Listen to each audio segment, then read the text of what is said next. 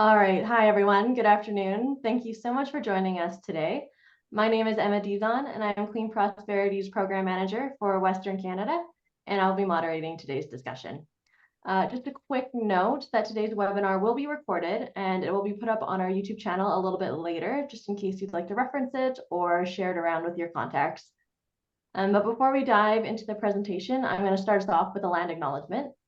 And while today we are meeting virtually and are located on various traditional lands, I'm here in Calgary, Alberta, and so I'd like to acknowledge and pay tribute to the traditional territories of the people of Treaty 7, which include the Blackfoot Confederacy, comprised of the Siksika, the Piikani, and the Kainai First Nations, the Tsuut'ina First Nation, and the Stoney Nakoda, including the Chiniki, Bearspaw, and Goodstoney First Nations. The city of Calgary is also home to the Métis Nation of Alberta, Region 3. In case you missed it, last week we released a new report in collaboration with the Transition Accelerator. It is called the Alberta Low Carbon Playbook, and it compares policy-based investment incentives between Alberta and US states across 9 key low carbon technologies, and it proposes options to close the incentive gaps that were primarily created by the Inflation Reduction Act. We've provided a link to the report in the chat, and I would encourage everyone to go ahead and open that link and take a look at the report after the webinar, as it really complements today's discussion on carbon contracts for difference. As for the format today, we're going to kick off with about 40 or so minutes of presentation, and that will be followed by 20 minutes dedicated to your questions, comments, anything else you have. And please feel free to add those into the Q&A box at any time throughout the presentation, and I will read them out to our presenters afterwards. In case you aren't familiar with us as an organization, I will just give a brief overview of Clean Prosperity. We are a Canadian climate policy organization, and we advocate for smart climate policy that uses market-based solutions to reduce greenhouse gas emissions, to foster inclusive economic growth and competitiveness, and to catalyze global climate action.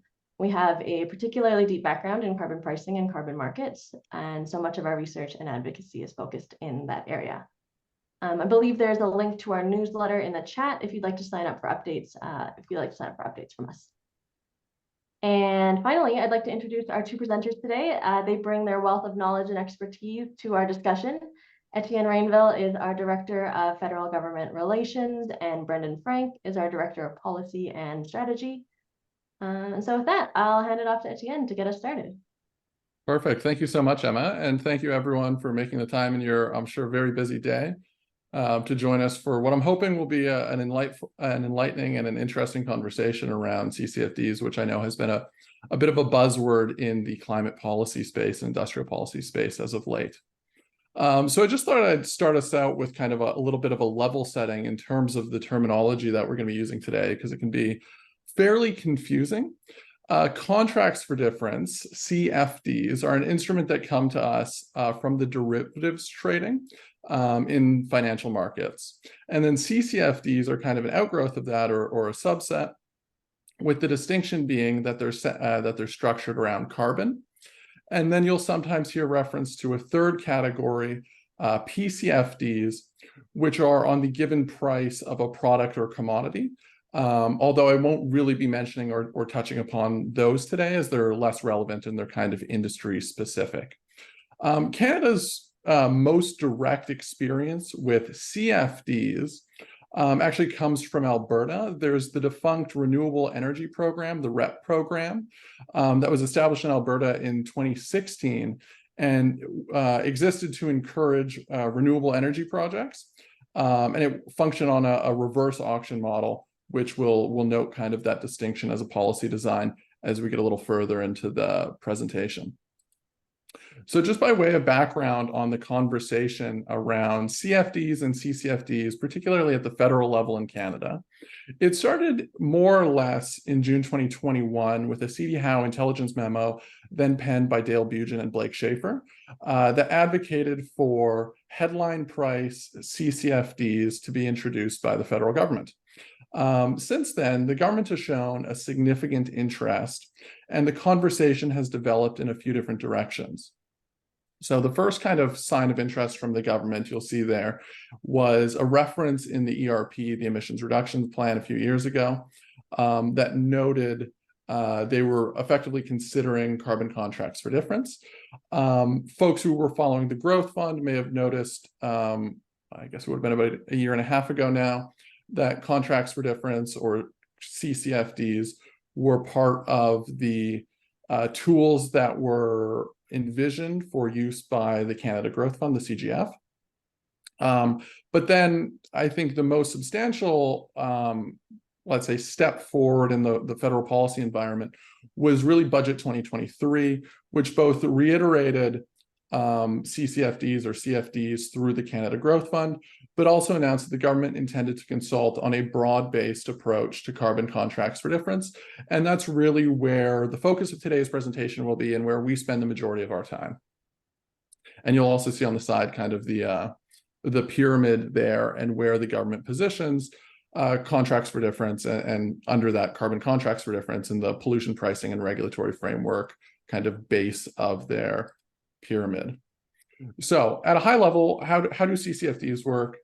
I guess the number one caveat to lay out here is that virtually every element of CCfD design is malleable, and there are pros and cons for every design decision that are made. But at a very high level, effectively what a CCfD is it's a contract between the federal government, that could say government, and an emitter or the proponent of a low carbon project. The contract establishes a strike price, which is the level to which the federal government agrees to backstop the carbon pricing schedule or carbon credit prices. So you'll note already there I'm hedging in terms of two different potential design approaches. And then if the carbon price fails to meet the strike price and is below the strike price, then the firm gets a payout. The federal government agrees to effectively top up the difference so that firms can reliably count on either the carbon pricing schedule or the carbon credit prices. And the inverse can be true as well, which is that if the price is above the strike price, then the firm agrees to pay either the total amount or a percentage to be back to the government, providing potential upside to the government as part of the contract.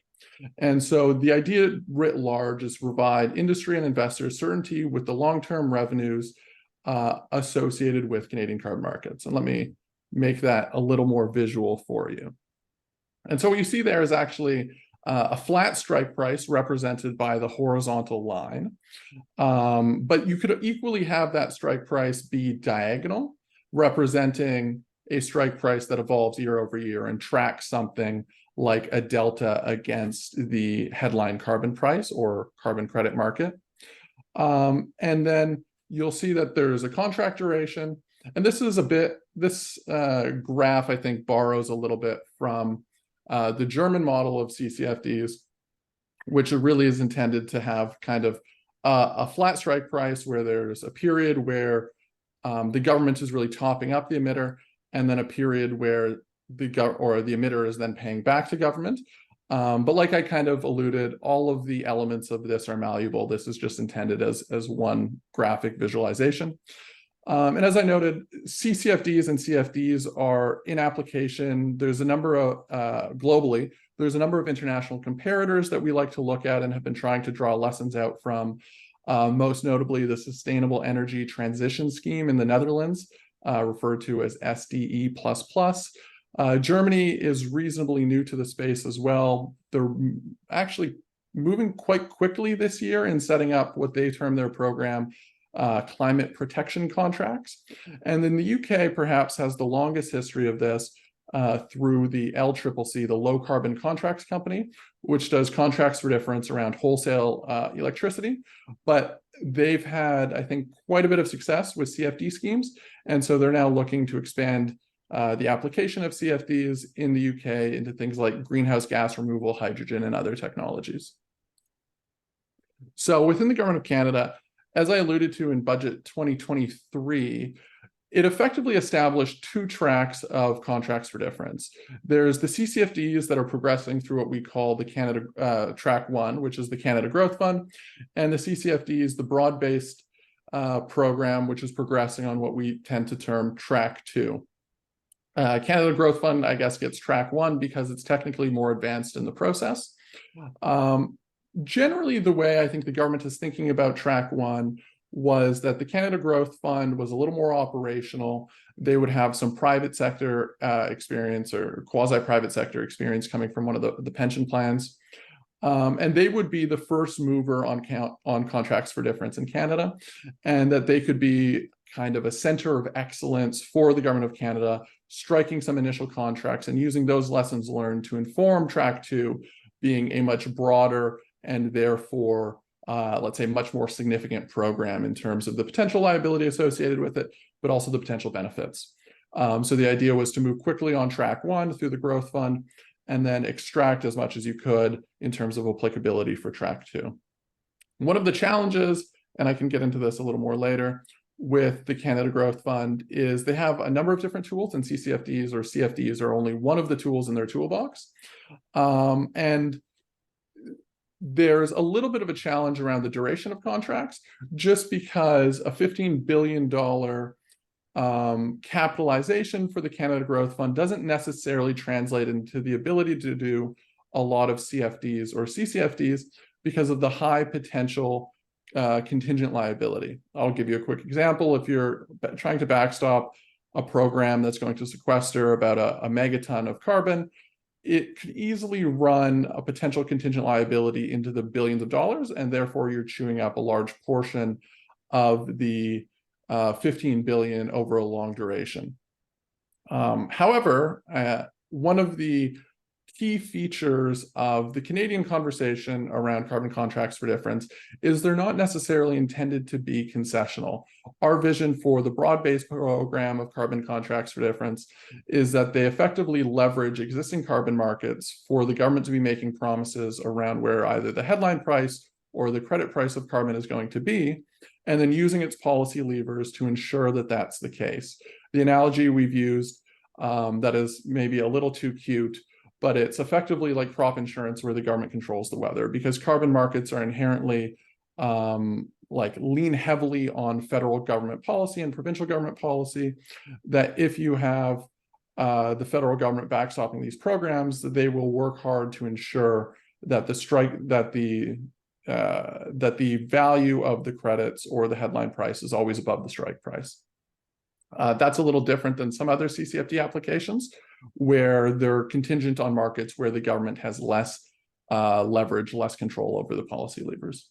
And then secondly is the broad-based track, Track 2, which is where it is today. I'll touch on this. We'll circle back to this really on the end. But Budget 2023 focused on a consultation, and the federal government has been engaging in discussions with project proponents and climate policy organizations like ourselves and others to quite a significant extent. It really ramped up over the summer. But there is no formal consultation yet announced. There was a press release that was issued, I think, a week or two ago that caused some confusion around this. But largely the consultation that they've done so far has been one-on-one or with small groups of stakeholders. It's yet to be made clear as to whether or not there will be a public consultation. I would expect yes, but we can touch on that in a little more detail towards the end. And then just to give you a sense of some of the work that we've been doing in the space, one of the issues that we heard from government very early on was that a number of stakeholders were coming in and having conversations with the federal government around CCfDs and CFDs. But because of the number of different design directions, there was a lack of consistency. And so the government essentially turned to us and said, like, too many people are coming in with too many different ideas. Can you do some work to kind of distill the thinking in this space? And so as part of that project, we reached out to a number of industry associations and organizations. I think it was 19 in all who were a signatory to this letter that we submitted to Minister Freeland on August 2nd of this year, including signatories like the Business Council of Alberta, the Canadian Chamber of Commerce, the Chemistry Association, the Cement Association, the Steel Association, Electricity Canada, and others, coming up with effectively 4 principles to establish and level set with the federal government. And those 4 principles are: go as broad as possible, effectively make the program as broad and as inclusive as possible to ensure that kind of the maximal benefit for the Canadian economy and for Canadian decarbonization is there. The sooner the better. This was framed based on some of the research we've done in terms of how CCfDs can help Canada remain competitive against the IRA or post-IRA in the United States, and Brendan will touch on that in a little bit. That the CCfDs around credit price are essential. A lot of the earlier conversation around CFDs was structured on headline price before our thinking evolved a little bit. And we can touch on why that evolution took place in a moment. And to use clear eligibility criteria. Effectively, I think a lot of people on the call will have experiences with CIF and going in and having conversations with government to develop bespoke deals. But that's not optimal in terms of providing upfront certainty in terms of what a project proponent is likely to receive when they're trying to pencil the economics for a program. And so knowing off the bat whether or not a project would be eligible for a CFD or a CCfD would be essential. And so it was kind of like inspired by the production tax credits in the IRA, very simple language so that folks would be able to readily assess whether or not they'd be eligible for the program. And with that, I'll throw it to my colleague, Brendan. Great. Thank you, Etienne, and good afternoon, everybody. I think it makes sense to take a bit of a step back here and ask, what is the policy problem we're actually trying to solve with carbon contracts for difference? And in our minds, CCfDs actually address three distinct problems. And any one of these on their own would be sufficient to justify a carbon contracts for difference program. But in taken as a whole, we think it makes the case that much stronger. The first problem is one of political uncertainty, and other reports and writings on carbon contracts for difference have also called this stroke of pen risk. And it basically is all centered around the possibility that future governments will alter the price path for carbon federally, which is set to hit $170 per ton by 2030. So the government could freeze that price path. They could scale back the price on carbon. The federal government also has the ability to change what it considers equivalent amongst the provincial programs. The Greenhouse Gas Pollution Pricing Act encourages the provinces to develop their own carbon pricing systems. And then those systems need to be deemed equivalent to the federal output-based pricing system by the federal government. That process happens every 5 years or so. Equivalency was granted in late 2022, and there will be another midterm review in the 2026-2027 timeframe. But the spirit of equivalency isn't necessary. Or I'll rephrase that. The government has full discretion at what it considers equivalent, so it may choose not to enforce an equivalent carbon price across the entire country. And then, of course, in the extreme case, the program could be removed entirely. And this political uncertainty would affect everything from future compliance obligations. If you're a covered emitter and you're not sure what the price path is going to be, that has huge implications for your planning, but also for new carbon decarbonization projects. There's a real risk that you will not see the returns you're expecting from that investment if you are not sure what the future price of carbon is going to be, or if the program will even exist. The second problem is policy uncertainty. This is also referred to sometimes as market risk. And this is the idea that carbon markets require regular upkeep. Supply and demand of credits needs to remain in balance. Credits need to be sufficiently scarce to ensure that the carbon price will continue to rise over time, fulfilling the ultimate policy goal of decarbonization, but also remaining stable and predictable for covered firms. And carbon markets can struggle with credit oversupply as they mature. The poster child for this is perhaps the EU emissions trading system, which was launched in 2006 and struggled with credit oversupply in the wake of the financial crisis. And it took some time to bring supply and demand back into balance. But accurately evaluating your investment decisions requires a great deal of certainty around the long-term price of carbon if you are looking at an investment on the margin where a higher price may justify the investment and a lower carbon price may detract from the business case. And, excuse me. And the third problem is what we have characterized at Clean Prosperity as the bankability gap. So the Inflation Reduction Act contains a suite of very generous investment and production tax credits for a range of low carbon technologies, everything from electricity to hydrogen and clean fuels. And these programs in the United States are very clean, very straightforward. They have pretty straightforward eligibility criteria. And there's one thing. The figure on the right, which is from the low carbon playbook that Emma alluded to at the beginning of this webinar. This shows what you could expect in terms of policy-based incentives for a hypothetical blue ammonia facility, 1 million tons, a mega project, if you cited the facility in Alberta versus citing it in Texas. And in Alberta, you would stack the federal ITC for carbon capture, the federal ITC for hydrogen, plus Alberta's petrochemical incentive program, plus tier credits. And combined, those would all exceed the size of the production tax credit that you could expect to receive for a kilogram of ammonia if you cited in Texas. The challenge is that in this case, the Technology Innovation and Emissions Reduction Credit, the tier credit, which is Alberta's carbon market, it's not bankable. There's not sufficient clarity because of the political and the policy risk. What the future price of carbon is going to be, and it's not something you can put into your spreadsheet. It's not something you can take to a loan officer. It's not bankable.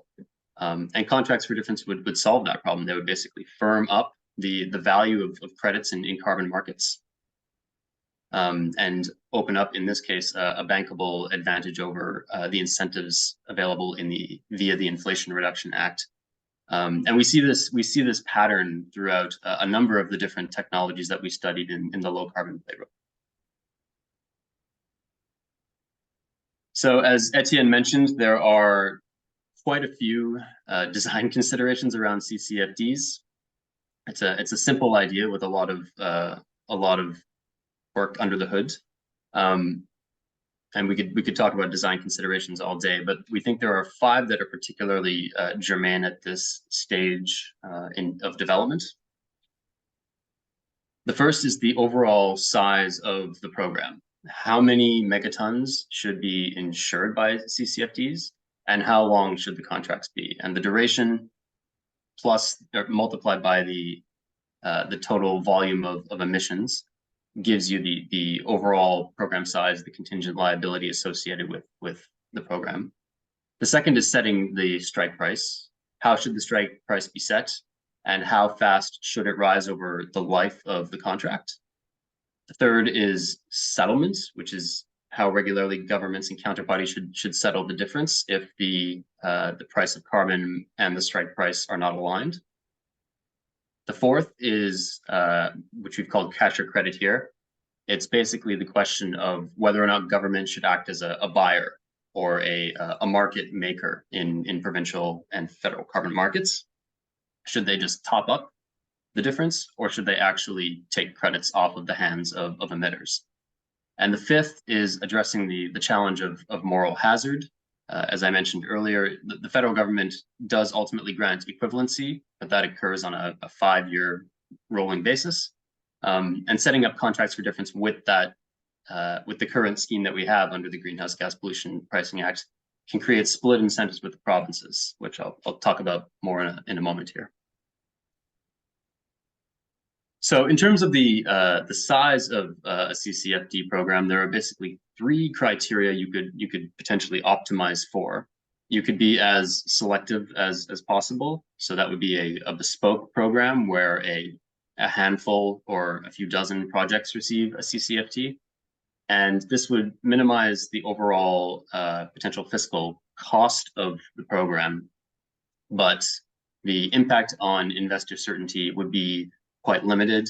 It would function essentially as any other fund that the federal government has set up, the Net Zero Accelerator, the Infrastructure Bank, where proponents don't know upfront whether or not they will actually receive a CCfD.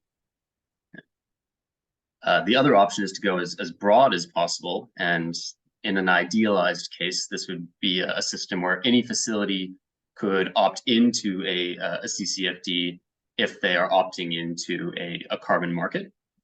And this would significantly reduce investor uncertainty. Any project proponent, if you're eligible for TIER in Alberta, for example, you're also eligible for a CCfD.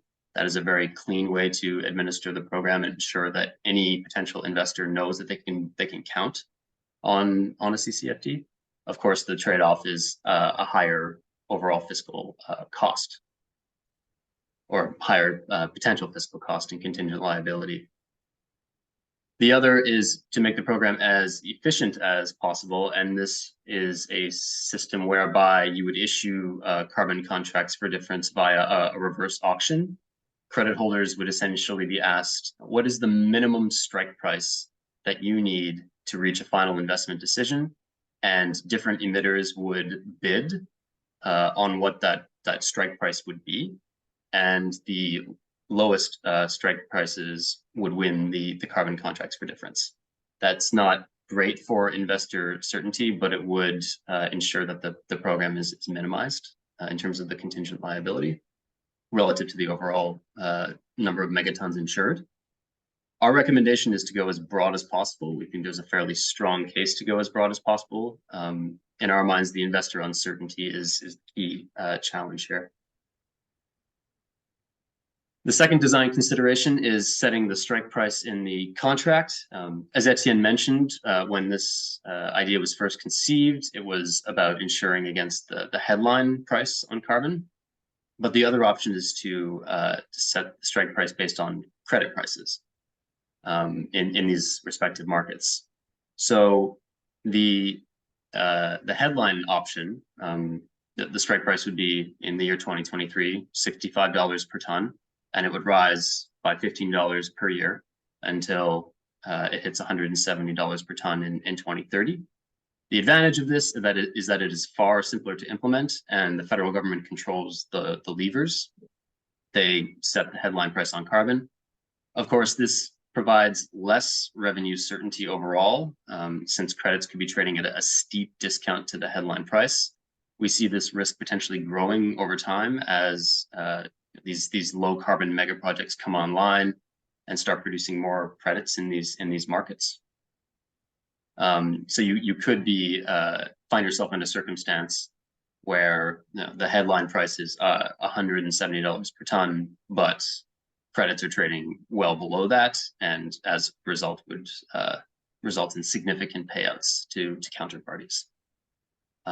The credit price option would essentially be a floor price that would also rise over time, and this would be at a discount to the headline price. We think there's a fairly strong case for this. Credits are ultimately the source of revenue for these emitters who are covered by carbon pricing schemes, and providing certainty around the actual instrument that they're trading provides a stronger price signal. It also provides more certainty because this is the source of project revenue.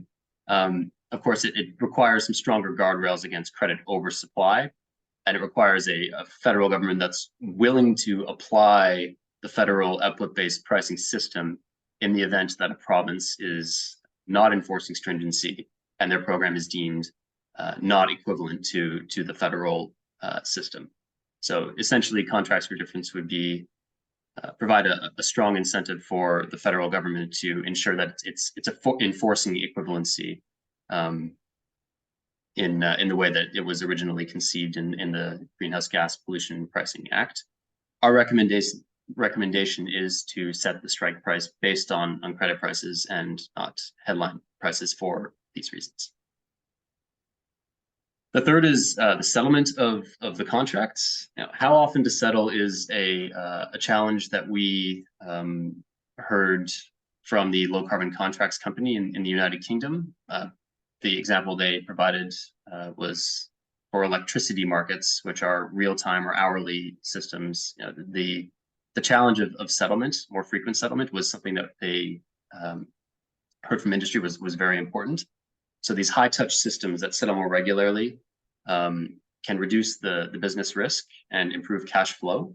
But of course, the setup is more complicated. There's more infrastructure, more architecture required, more personnel dealing with the settlement on a more routine basis.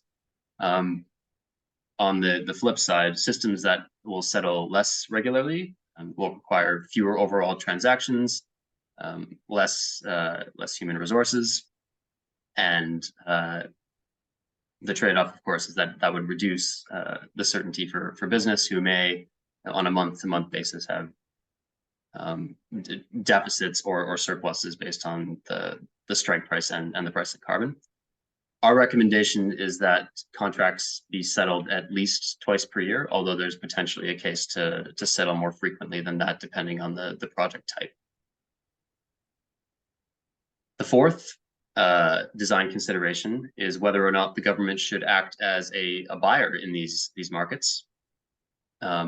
So in the event of a top-up payment model, the government would not act as a buyer. They would essentially just pay the counterparty the difference if credit prices are below the strike price, and the counterparty would similarly pay the government in cash if credit prices are above the strike price. That is a very different approach than the direct purchase model. And if anyone is interested in learning more about the direct purchase model, our executive director, Michael Bernstein, co-authored 3 blogs with Dale Bugen and Nick Rivers from the University of Ottawa, talking about the case for direct purchase in more detail. The Coles notes of how it would work is that the government essentially would have the option to buy credits at the strike price and would want to exercise that option in the event that the price of carbon is below the strike price. And then the government would have the option to either retire those credits or sell them back into the market, potentially at a modest profit. Similarly, the counterparty would have the option to sell credits to the government at the strike price. So in the event that the price of carbon is below the strike price, parties would essentially be comped the difference. And the government would act as a buyer that provides the full value based on the strike price set in the contract.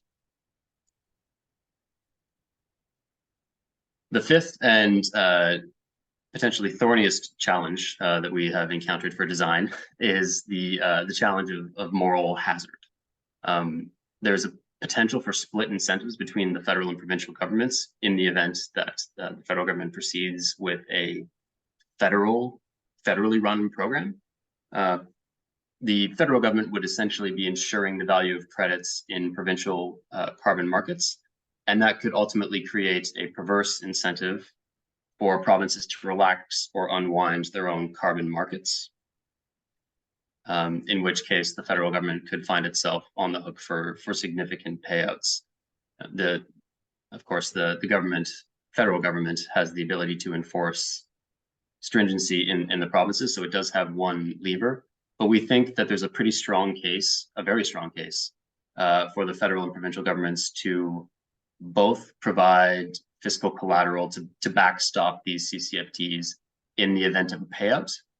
If the provinces and the federal government both have skin in the game, so to speak, it addresses that perverse incentive, and it gives the provinces who have real-time ability to update the supply and demand balance in their respective markets.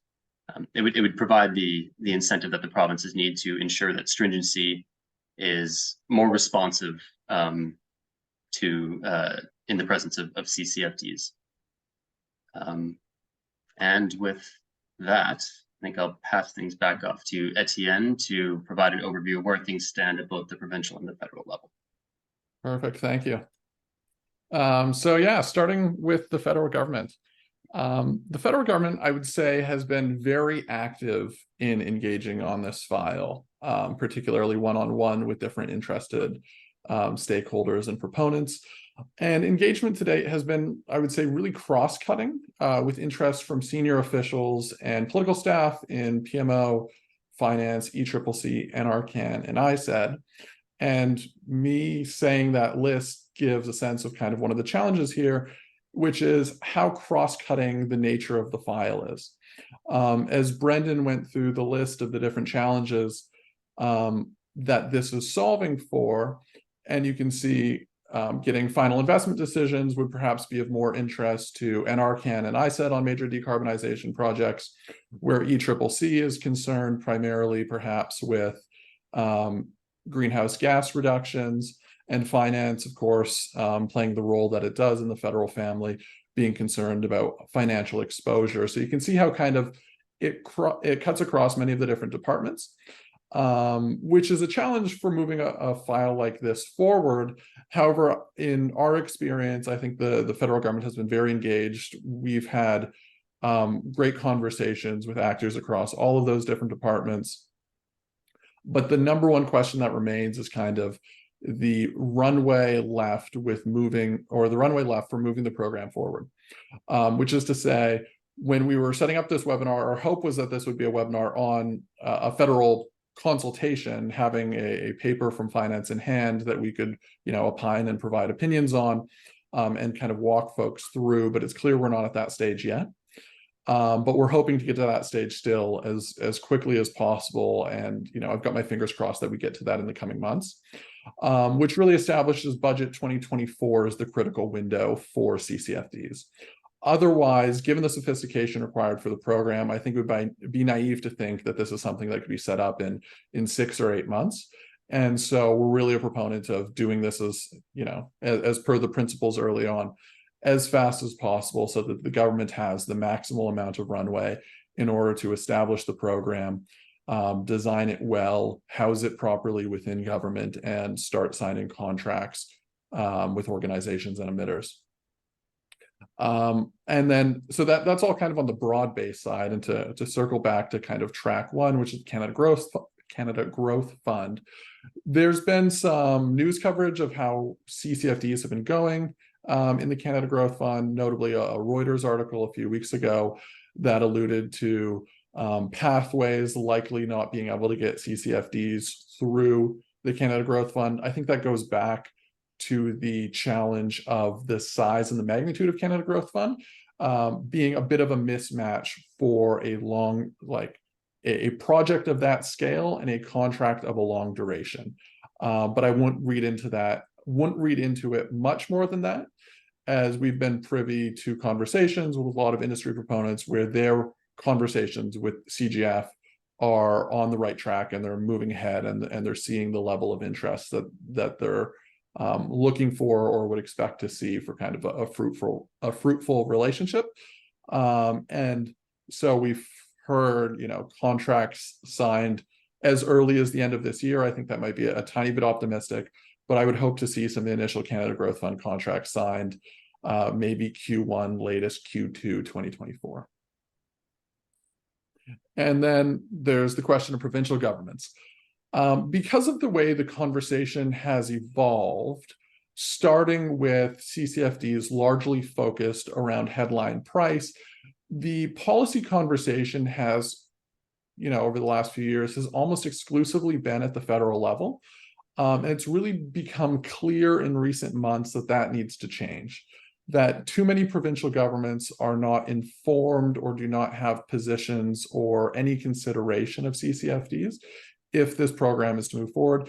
And that hinges on two elements. On our view that the credit value CCfD is in fact the more valuable one that solves more of those problems than the headline price CCfD, which provides less certainty overall.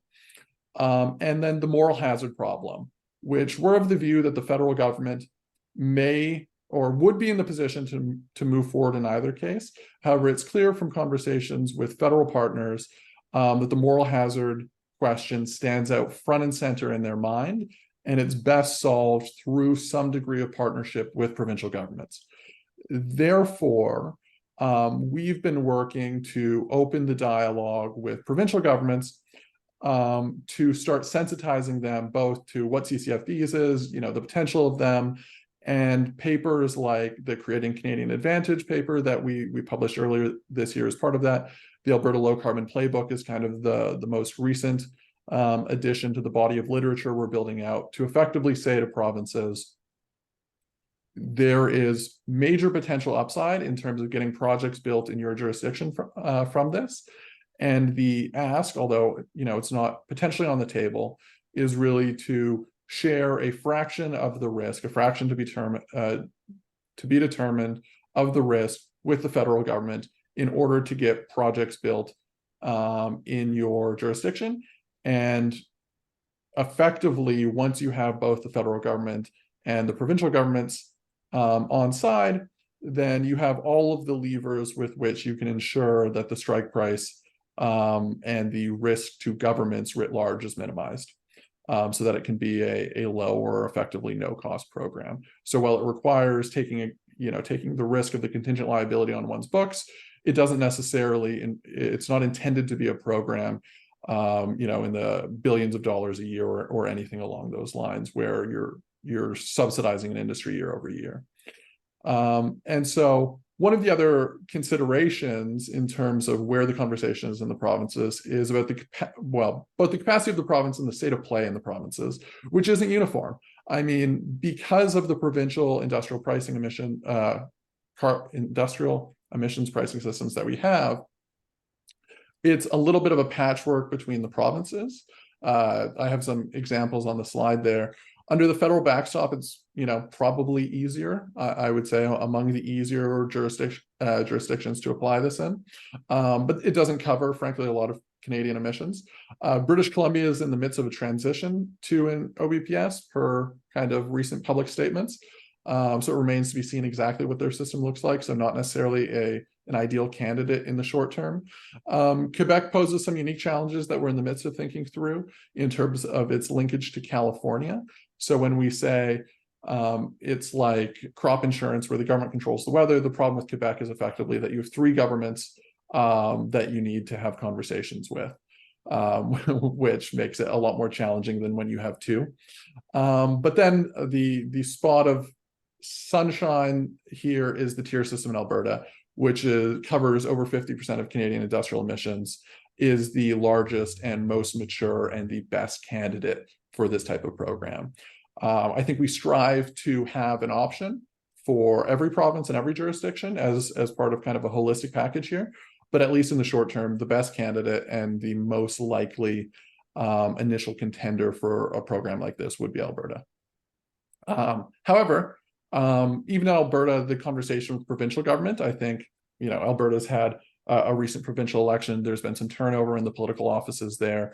There's a lot of socialization still to be done. And if I had one asked today of folks who are interested in advancing this policy, it would be to open the dialogue with the government of Alberta to start explaining to them and sensitizing to them how valuable this could be for your respective industries or projects.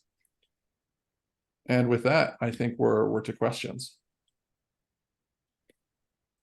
Yes, we are. Thanks, Etienne, and thanks, Brendan, for that great presentation. We have a number of questions, so I'll do my best to get to them all. Maybe I'll start off with this one. Has there been greater investigation into how private sector finance could be engaged on initiating these contracts, both with the federal government and the Canada Growth Fund? Brendan, do you want to take that one, or do you want me to? Go for it. So the role of private sector financial institutions is one that came up, I would say, earlier on in our conversations with government. And we've had some conversations with those institutions, and it never struck me that we were able to find a viable path. One of the reasons why the federal government is such a compelling counterparty is because they're the one who hold the levers. The policy levers relevant for managing the carbon markets. And so the problem with a third-party financial institution like one of the major banks in Canada doing it is they don't have any of that effective control. And so if they are unwilling to invest in major projects because of the risk of the carbon markets, it seems somewhat irrational for them to then offer an insurance project or what's effectively an insurance product on said carbon markets. Brendan, did you want to weigh in, or should we move on?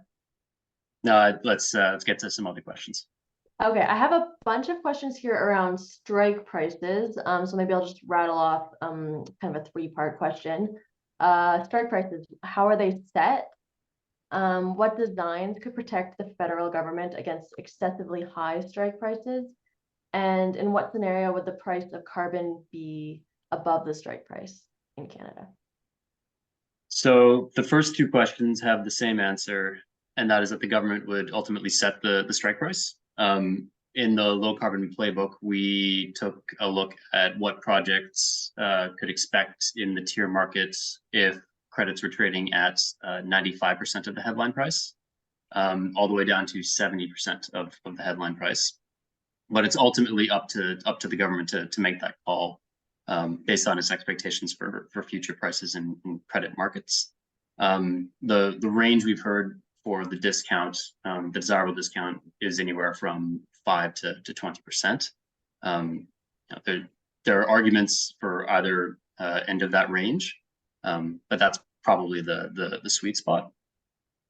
And then Emma, could you repeat the third question?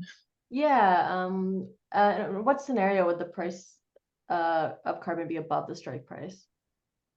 If the strike price is set too low, or if the stringency of provincial or the federal systems ends up being higher than expected, if the provinces tighten the or crank the dial faster than they are currently expected to. Awesome, thank you. I have a question on reverse auctions, which I know you touched on in the presentation. The question is, what sort of mechanism would contracts be allocated on the basis of? What mechanism they would be allocated on the basis of? So we would imagine an auction program run by the entity that's ultimately administering the contracts. There's a case to do it in tranches based on different geographies or different technology types, but essentially bidders would bid simultaneously with the number they have in mind for a strike price, and based on the overall size of the program, which the government would telegraph in advance, it would basically award as many contracts as it would need to fulfill the ultimate desired size of the program. Thank you. I have a few questions here that pertain to the Canada Growth Fund. Let's see. It was mentioned that we may see these contracts signed in Q1. So the question is, are some entities already in discussions with the Canada Growth Fund? Follow-up would be, should entities be engaged with the Canada Growth Fund now? And then another one, what sort of contract designs are being considered? So I can take the first two. The first two is, yes, the Canada Growth Fund has been engaged with some project proponents for months, somewhere in the magnitude of 3 to 5 months, perhaps, depending on kind of how you qualify things. So yeah, I mean, if you're a project proponent who is interested in learning more about the Canada Growth Fund, I would say 100% go knock on their door. I guess the only piece of advice I would offer is that I understand they're quite a small team. They're effectively like, I think, 5 people, and there's a bit of a queue at the door already, I suspect, which is to say it might be challenging. I mean, I don't want to presuppose anything, but I imagine they already have quite a bit on their plate, and so perhaps getting in there sooner rather than later might make sense. But it also is, I think, one of the reasons why a broad-based program is so important at this juncture as well. Wait, sorry, did that cover all 3 of the questions, or what was the third one there? Third one was, what sort of contract designs are being considered? Yeah, so what I would say is, because the Canada Growth Fund is doing bespoke contracts tailored around a specific deal with a specific emitter or project proponent in a specific industry, they likely have many more program design considerations than we presented on today, and could, conceivably take contracts in a very different and more bespoke direction. So it'd be subject to whatever deal they were making and what made sense at the time. All right. I have a couple of questions along this vein. And someone noted that we often think of CCfDs in the context of investment in CCS, carbon capture and storage, but noted that many projects would benefit from certainty on the price of carbon. So the question is essentially, would CCfDs be something that's available to investments in things like clean electricity, energy storage? Someone asked, I think, about aviation fuel, and solid carbon. So there's the question. Yeah, I can take that one. So carbon capture projects are probably some of the first or most shovel ready that would achieve a final investment decision in the presence of a CCfD, or a few examples of that. But the idea is that if you are participating in a Canadian carbon market, regardless of what you're producing, you should be eligible for CCfDs. Just to pluck a couple examples, green hydrogen and green ammonia projects, like Everwind's Windy Ridge, for example, in Nova Scotia, Pattern's Argentia project in Newfoundland and Labrador, clean electricity, absolutely, geothermal, wind, solar, and liquid fuels as well. Like, for example, the Strathcona project in Alberta, Imperial's biodiesel project. That's another potentially near-term project that would benefit from a CCfD. Yeah, and just to add a second layer of clarity to that, well, all of those could potentially benefit from a CCfD. It should not be taken for granted that the federal government will necessarily take that expansive of a view. As you may have seen, I think it was number one in the design considerations was how broad to go. And one of the considerations around broadness could be which sectors are eligible for a CCfD. So it's worth having that conversation. Yeah, that's a good point. Maybe I'll build off that with this question. The question is, do you have an estimate or even an order of magnitude on what a broad CCfD program budget would be? Brendan, do you want to take that one? Sure, yeah. So we have advocated in the past for a program that ensures somewhere between 40 and 50 megatons. So, at 50 megatons and a strike price of $150, the contingent liability would be somewhere in the neighborhood of $7.5 billion per year. So I think that gives you a sense of the order of magnitude. Of course, we are advocating for a system in which the federal government would never have to pay that out, but that would be this potential size of the contingent liability. Yeah, and let me just add one element to that, because I don't give too much of the impression of sticker shock around that number. That is the contingent liability if the program goes to zero, basically. If someone were to decide to try and dismantle the entire thing and opted to pay out all of the contracts, which is obviously, I think, an unlikely scenario, and the hope would be that would be a very unlikely scenario. Yeah. But nonetheless, that is what a hypothetical maximum cost of the program could be under those circumstances. All right.